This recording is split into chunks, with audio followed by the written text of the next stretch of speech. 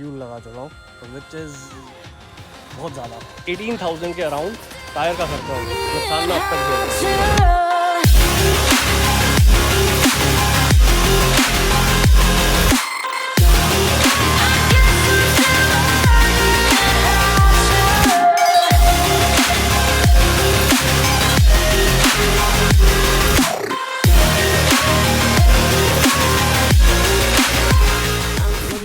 Welcome back to another episode of Fossil Head. So morning तो नहीं है, वैसे इवनिंग हो रही है, तुम्हें देख के पता लग ही रहा होगा। सूरज जा चुका है पीछे एंड हम जा रहे हैं आगे। तो यस, आज की वीडियो थोड़ी सी नॉलेजेबल होने वाली है, क्योंकि एक टाइम पे मुझे भी ये नॉलेज चाहिए थी एंड बहुत लोगों ने मुझसे क्वेश्चन करके पूछा है बाइक के बारे में कि डोमिनार बाइक लेनी चाहिए या नहीं लेनी चाहिए। मैं तुम्हें सारी चीज़ें बताने वाला हूँ इन डिटेल कि मेरा कितना खर्चा है हर एक चीज़ में, मेंटेनेंस से लेके फ्यूल तक, बाकी सारी चीज़ों में जितना भी मेरा खर्चा है। तो सारी चीज़ें तुम्हें इस वीडियो में पता लग जाएगी। एंड मैं ये भी बताऊँ कि आज की डेट में वर्थ इट है डोमिनार 400 लेना।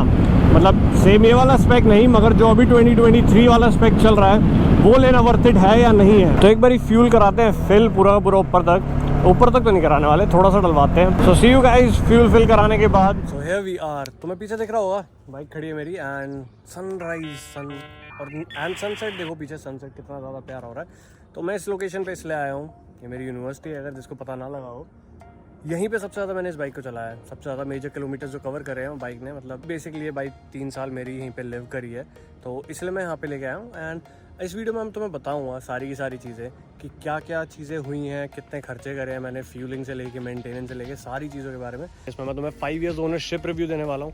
आज एग्जैक्टली इस महीने 5 साल हो चुके हैं इसे पूरे कंप्लीट। तो मैं तुम्हें ब्रेक डाउन करके दिखाता हूँ। मैंने यहाँ पे सारी चीज़ें लिखी हुई हैं कि क्या क्या चीज़ें हैं जो मैंने खर्च करी हैं इस बाइक में। सबसे पहली चीज़ स्टार्ट करते हैं। इस बाइक पे मैंने 34,000 किलोमीटर्स कर दिए हैं 5 साल के अंदर क्लॉक। इन 34,000 किलोमीटर्स में मेजरली मैंने ये बाइक चलाई है हाईवेज़ पे और बाकी सारी जगहों पे। सिटी ट्रैफिक में बहुत कम बाइक चली, क्योंकि मैं रहता नोएडा की साइड हूँ, तो हमारा हाईवे का ज़्यादा ट्रैवल होता है। तो मेरा हाईवे ट्रैवल ज़्यादा था इस बाइक से, बट मैंने इससे टूर्स नहीं मारे हैं। इससे तुमने अगर मेरी पहले की वीडियोस देखी होंगी ट्रैवल वाली, तो 1-2 मारे मैंने ऑफ कैमरा और 1-2 मारे मैंने कैमरे पे, मगर इन जनरल मैंने इतने टूर्स नहीं मारे हैं इस बाइक पे। तो जो भी किलोमीटर्स हैं वो नॉर्मल हाईवे के ही हैं। तो तुम रफली कह सकते हो कि 1/4 किलोमीटर्स 34,000 में से ये चली होगी मेरे ख्याल सिटी ट्रैफिक में, बाकी ये हाईवे पे ही चली है एंड पूरी की पूरी हाई रेविंग आरपीएम से चली है। तो मैं अभी तुम्हें एवरेज के बारे में बताने वाला हूँ कि इतने सालों में इसने मुझे कितनी एवरेज दी है, इसने फ्यूल कितने का खाया है, तो थोड़ा सा देखना। मगर आई बटन में मैं तुम्हें डाल रहा हूँ, थोड़ी सी गलती हो गई, आई बटन इस साइड है, तो यहाँ पे जाके क्लिक कर लो, यहाँ पे जाके चेक कर सकते हो। तो माई बटन में जाके पहले देख सकते हो कि मैंने माइलेज वीडियो निकाली इस बाइक की एंड उसमें कितना इसने एवरेज दिया है। सो वो जाके चेक करना तुम। तो इतने सालों के अंदर स्टार्टिंग के कुछ साल, मतलब लेट्स से 1 या 2 साल तक इस बाइक ने एवरेज बहुत अच्छी दी थी। इवन दो मैं इसे पूरे हाई आरपीएम पे चलाता था, 150 160 अराउंड दैट, उस पर भी 120 पे भी क्रूज़ करता था नॉर्मली, तो 24 kmpl के अराउंड ये एवरेज दे देती थी मुझे। मगर जैसे जैसे धीरे धीरे ईयर्स प्रोग्रेसिवली बढ़ते गए इसकी एवरेज कम होती गई एंड इसकी एवरेज ड्रॉप होकर आ गई 16 kmpl पर। तो वो थोड़े से मेरा ज़्यादा शॉकर था। एंड इस ड्यूरिंग फेज़ में, मतलब 2018 से लेके 2023 की बात करता हूँ, तो फ्यूल प्राइसेस गिरे नहीं हैं, बढ़े ही थे। तो मैंने एवरेज फ्यूल प्राइसेस लिए हैं 95 रुपीज़ पर लीटर के हिसाब से। तो इतना मैंने इसमें एवरेज, मतलब इतने ही प्राइस रेंज में मैंने इसमें हर लीटर डलवाया होगा सारे सालों का, अगर मैं इंक्लूड करता हूँ। अब बात करते हैं एक्सपेंस की कि मैंने 5 साल के अंदर फ्यूलिंग में कितने पैसे खर्च कर दिए इसमें। तो अगर मैं नॉर्मल एक मीन एवरेज लेके चलता हूँ, 18 की से मुझे एवरेज दी होगी 24 में से और 16 में से 18 की एवरेज लेके चलते हैं, उसमें मैंने इसमें 1900 लीटर लगा दिए हैं। कितने? 34,000 किलोमीटर्स में। तो उसकी कैलकुलेशन निकल के आती है, मैंने 95 रुपीज़ से मल्टीप्लाई करा उसे, तो 1,80,000। कीप इन माइंड मैंने बाइक ली थी 1,85,000 की एंड 1,80,000 का मैं इसमें फ्यूल लगा चुका हूँ, तो विच इज़ बहुत ज़्यादा, मतलब बाइक की पूरी कॉस्ट कवर हो गई सिर्फ फ्यूलिंग में। So now comes the second biggest expense जो बाइक खरीदने के बाद तुम्हारा आएगा। फ्यूलिंग के बाद आती है मेंटेनेंस। तो मेंटेनेंस होती है बाइक की बहुत महंगी। अब देखो छोटी बाइक लेते हैं, सीसी छोटी होती है तो उसमें मेंटेनेंस कम होती है, मगर इस बाइक में मेंटेनेंस थोड़ी सी ज़्यादा है कंसिडरेबली। ये बाइक मेजरली मैंने सारी की सारी सेल्फ मेंटेन करी है, तुमने मेरी वीडियोस देखी होंगी। मैं अपनी बाइक को खुद ज़्यादा मतलब नर्चर करना ज़्यादा प्रेफर करता हूँ। तो जो भी चीज़ें होती हैं, जैसे ऑयल चेंज हो गया या बेसिक चीज़ होगी जो मेरी लिमिट में होती है कि मैं कर सकता हूँ, मेरी एक्सपर्टीज़ में है, मैं वो खुद करता हूँ। क्लीनिंग से लेके सारी चीज़ों से लेके सारी चीज़ें मैंने खुद ही करी हैं। एंड तुम देख सकते हो बाइक की हालत 5 साल होने के बाद भी बाइक इतनी ज़्यादा गंदी नहीं दिख रही है। तो ये एक चीज़ का बेनिफिट होता है अगर तुम अपनी बाइक की, अपनी किसी भी गाड़ी की या किसी भी चीज़ की अपने आप सर्विस, और मतलब नॉट सर्विस, मतलब अपने आप ज़्यादा केयर रहोगे, तो this thing is beneficial long run में। तो मैं तुम्हें ब्रेक डाउन देता हूँ कि इन 5 सालों में मैंने क्या क्या खर्च किया है इस बाइक में। तो सबसे पहली माइनर सर्विस होती है, जब मैंने बाइक ली थी तो 500 से 600 रुपये की हुई थी मेरी माइनर सर्विस। एंड अगर तुम 34,000 किलोमीटर्स के हिसाब से दोगे तो मैं अराउंड इसकी 8 सर्विसेज करा चुका हूँ, पूरी की पूरी 7 से 8 सर्विसेज। तो उनमें से स्टार्टिंग की 2 सर्विस होती हैं वो लेबर फ्री होती हैं, तो उनमें पैसे नहीं लगते। तो मैंने उनका अराउंड लिया है 2,000 रुपये पर सर्विस का खर्चा लिया है, तो 4,000 रुपये तो यही हो गए सीधे। देन उसके बाद बची हुई 6 सर्विसेज जो थी, उन 6 सर्विसेज में अराउंड मेरा जो खर्चा आता था वो 3,000 के अराउंड आता, 3 साढ़े तीन। तो 3,000 के खर्चे के हिसाब से उसका खर्चा अगर मैं जोड़ूँ तो वही 18,000 रुपये जाता है। तो टोटल सिर्फ सर्विस में, बेसिक सर्विस में, मतलब इसमें कोई खर्चा नहीं हुआ किसी भी तरीके का, उसी में मैंने 22,000 रुपये खर्च कर दिए। दैट इज़ 22,000 रुपीज़ मैं खर्च कर चुका हूँ। अब उसमें मिसलेनियस चीज़ें नहीं हैं इंक्लूडेड। मैं तुम्हें एक मिसलेनियस एग्जाम्पल देता हूँ। इस बाइक का इंडिकेटर तुम्हें पीछे वाला दिखाई दे रहा होगा, ये नॉर्मल है। तुम्हें ये इंडिकेटर दिखाई दे रहा होगा, ये नॉर्मल है, मगर ये टूट चुका है। तो अपेरेंटली ये इंडिकेटर इस बाइक में कम से कम 3 बार टूटा है। तो 3 बार तो मैं यही बदलवा चुका हूँ, तो खर्चा काफ़ी ज़्यादा हो चुका है इंडिकेटरों के हिसाब से देखा जाए तो। फिर उसके बाद आता है अराउंड, मतलब इसका खर्चा देख लोगे तो अराउंड मेरे ख्याल 2 से 3,000 रुपये का इंडिकेटर का खर्चा होगा। और ऊपर से छोटी मोटी चीज़ें मैंने लगवा दी थी, जैसे आगे का वाइज़र एक बार मैंने चेंज करवाया हुआ है, इसका जो काउल वाला होता है आगे का वो, एंड मीटर का वो चेंज करवा रखा है। तो ऐसी छोटी मोटी चीज़ें करके 5 से 6,000 रुपये मैंने मिसलेनियस चीज़ों के जोड़े हैं जो मैंने खर्च कर दिए होंगे इस पर। तो इन 34,000 किलोमीटर्स में मैंने बाइक में 3 सेट टायर के चेंज कराए हैं। सबसे पहला सेट जो आता है बाइक के साथ वो आता है MRF का, तो उसके पैसे मैं नहीं जोड़ रहा। तो वो MRF का सेट मेरे ख्याल से अराउंड 8,000 कुछ का आता है शायद। देन उसके बाद मैंने डलवाए थे इसमें C8, तो C8 भी अराउंड मेरे को उतने ही पड़े थे। C8 Zoom 1 करके थे शायद, या Zoom या Rev समथिंग लाइक दैट, तो वो थे, वो भी 8,000 के पड़े थे। एंड अभी फिलहाल जो इसमें टायर लगे हुए हैं वो हैं अपोलो अल्फा H1। तो मैं उस वीडियो के आई बटन में डाल रहा हूँ, तुम जाके देख सकते हो जब मैंने टायर चेंज करवाए थे। सो सिर्फ टायर का खर्चा लें तो 16,000 रुपये का अराउंड मैं इसमें टायर का खर्चा कर चुका हूँ। नॉट 16, 18,000 के अराउंड टायर का खर्चा हो चुका है। अब बचती है उसके बाद की चीज़ें। तो एक चीज़ जो सबसे ज़्यादा खर्चा हुआ है मेरा इस बाइक में, वो मेरी बेवकूफ़ी की वजह से हुआ है। मुझे लगा था कि मैं थोड़े पैसे बचा लेता हूँ, सर्विस सेंटर में काम ना करवा के बाहर किसी थर्ड पार्टी से करा लेता हूँ, मगर वो मेरी सबसे बड़ी गलती थी। एंड उसका नुकसान मैं अब तक झेल रहा हूँ, टू बी ऑनेस्ट। तो मैं तुम्हें दिखाता हूँ कि क्या हुआ है। तो जैसे तुम्हें दिख रहा होगा, तुम्हें आगे एक रिंग बनी हुई दिखाई दे रही होगी, ये तुम्हें दिख रही है, ये रिंग देखो, मैं साफ़ करके दिखाता हूँ। येस, तो ये मेरे शॉकर है, ये वाला मेरा शॉकर पूरा लीक हो रखा है, एंड दूसरी साइड वाला भी थोड़ा सा लीक है, मगर ये वाला थोड़ा ज़्यादा मेजरली लीक है। तो मैंने पैसे बचाने के चक्कर में मुझे यहाँ की सील चेंज करानी थी। तो मैंने क्या करा कि मैंने थर्ड पार्टी किसी ऐसी सर्विस सेंटर को ढूंढ के, मतलब ऐसा नहीं था, वेल रेपुटेटेड सर्विस सेंटर था, मैं नाम नहीं लूँगा, मगर उन्होंने क्या करा, उन्होंने रॉड्स में डेंट डाल दिए, तो वो यहाँ से खुल नहीं रही थी उनसे, तो उन्होंने उसे वाइस वगैरह में डाला एंड सारे स्क्रैच अप कर दिए। तो मेरी दोनों रॉड ख़राब कर दी उन्होंने।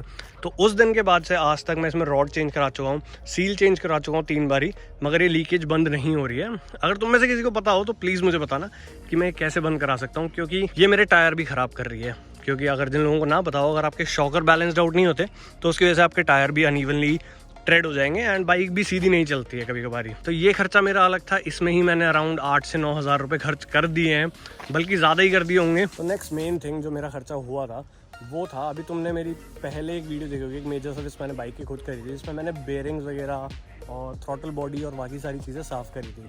तो वो सब मैंने खुद करा था, तो उसमें लेबर कॉस्ट इंक्लूडेड नहीं है, मगर उसमें मेरा कॉस्ट आई थी अराउंड 8 से 9,000 रुपये का, मटीरियल वगैरह जो भी मैं लेके आया था लगाने के लिए, तो उन सारी चीज़ों का।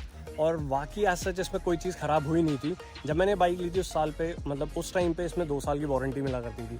तो मेरी वारंटी पीरियड में मैंने जो चीज़ें ख़राब हुई थी, जैसे मेरे गियर में इशू आए थे, वो मैंने वारंटी में चेंज कराए थे। शॉकर में भी मेरा रियर शॉकर एक बार ही ख़राब हो गया था, तो वो भी विद इन वारंटी ही मैंने चेंज करा लिया था। बाकी चीज़ें मैंने ऐसे कवर करवा ली, और छोटी मोटी चीज़ें तो उनका खर्चा मेरा नहीं आया था। तो इन टोटल अगर अब तुम सारी चीज़ें ऐड करके देखते हो तो टोटल करने के बाद अराउंड 75 to 80,000, मतलब 75 to 80,000 का खर्चा आया है 5 साल का। देखो, कीप इन माइंड ये सारी चीज़ें 5 साल की हैं, तो 5 साल के हिसाब से मेरे ख्याल से थोड़ा सा जस्टिफाइड है। और जस्टिफाइड इस वजह से भी है यार, मैं और चीज़ों पर खर्चे नहीं करता ज़्यादा, सिर्फ यही चीज़ है जिस पे मैं जितना भी मेरा मन होता है मैं उतने खर्चे कर लेता हूँ। तो अब अगर हम दोनों चीज़ों का टोटल करते हैं, देखो फ्यूलिंग का और इसका, तो खर्चा बहुत है। इन टोटल बैठता है 2,50,000, that is 2,50,000। Keep in mind मैंने बाइक ओरिजिनली 1,85,000 की ली थी ऑन रोड, और मैं इसमें लगा चुका हूँ 2,50,000। अब कई लोगों के हिसाब से इट इज़ नॉर्मल। तो बाइकर्स जो होंगे, बाइकर्स को पता होगा ये सारे अपने खर्चे यार, हम इनमें कंट्रोल नहीं कर सकते। इट इज़ अ पैशन, देखो पैशन के लिए लोग पैसे लगाते हैं एंड आप भी लगा सकते हो, क्यों नहीं लगा सकते यार, फ़र्क नहीं पड़ता ये बाइक हो चाहे कोई सी बाइक हो, आप उसे मेंटेन करोगे, आप उसका ध्यान रखोगे तो वो आपका ध्यान रखेगी रोड पे। तो फिलहाल हाथ बदलते हैं क्योंकि मेरा हाथ गया है, आदत नहीं है मुझे ऐसे ट्राइपॉड उठाने की। तो अब आते हैं मेन चीज़ पे। आज जो डोमिनार का प्राइस है वो 1,85,000 नहीं रहा है, वो अराउंड मेरे ख्याल से 250 आता है, अराउंड समथिंग अराउंड दैट 250-270 के आएगा। तो is it still worth it buying a Dominar 400 2023 में? Is it still worth it?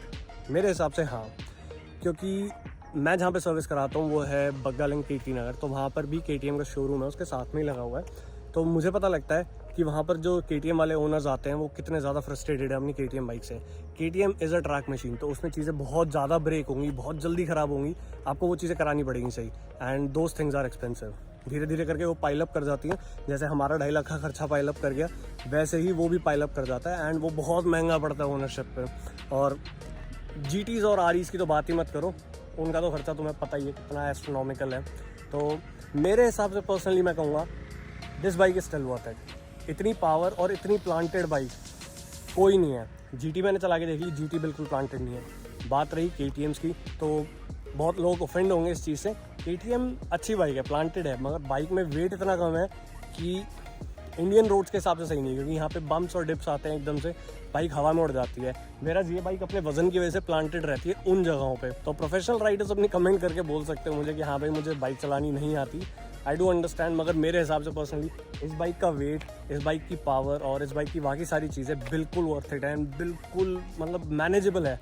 मैं कॉलेज स्टूडेंट था जब मैंने खर्चा उठाया इसका बाइक का, सारी चीज़ों का, एंड ट्रस्ट मी मैंने कॉलेज लाइफ भी जी है उसी हिसाब से। तो बहुत कॉलेज स्टूडेंट से मुझसे पूछा है कि डोमिनार लेना उनके लिए वर्थ इट है या नहीं है, and the answer is yes, it is still worth it. तुम जाओ डोमिनार लो, लुक्स में इट इज़ किलर, पूरी ब्लैक बाइक कहीं नहीं मिलती है। बस ये है कि इन्होंने गोल्डन अलॉयज हटा दिए, तो वो तुम्हें थोड़ा बहुत देखना पड़ेगा, थोड़ा मैनेज करना पड़ेगा, मगर उसके अलावा बाइक बहुत ज़्यादा मिंट है यार, बहुत ज़्यादा मज़ा आता है। कॉर्नर पे तुम इसे लीन कर सकते हो, मैंने नियरली हर जगह से घिसी हुई है, नीचे से पीछे वाला साइलेंसर, फुट पैक, हर चीज़ घिसी हुई है इसकी फर्श पे, इतना लीन कर देता हूँ। अब टेक्निकली वो बाइक लीन के लिए नहीं बनी है, मगर मज़ा बहुत आता है। क्रूजिंग में बहुत एफर्टलेस क्रूजिंग करती है, ओवरटेक करने के लिए पावर सफिशिएंट है, सारी चीज़ें सफिशिएंट है।